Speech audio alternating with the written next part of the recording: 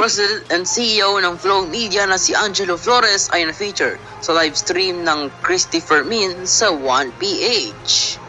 At si Okay. Angelo Flores, gaming, vlogging, etc. Hello, Night Christy. We hate you from NCR, Manila. Why we Oy. hate you? Uy, thank you, Angelo. Flores. Thank you. Flores.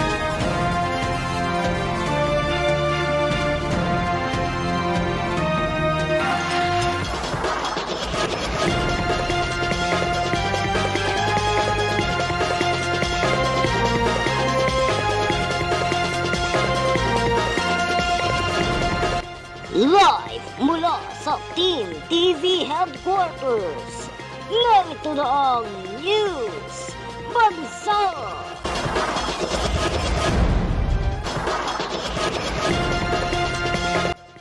Magandang gabi, Luzon, Visayas at Mindanao.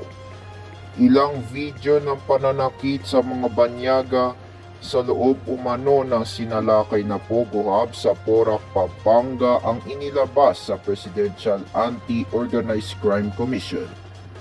Bago yan, sinabi ng PAOK na may nasawin na isa sa mga hinahanap nilang biktimang ororon ng torture.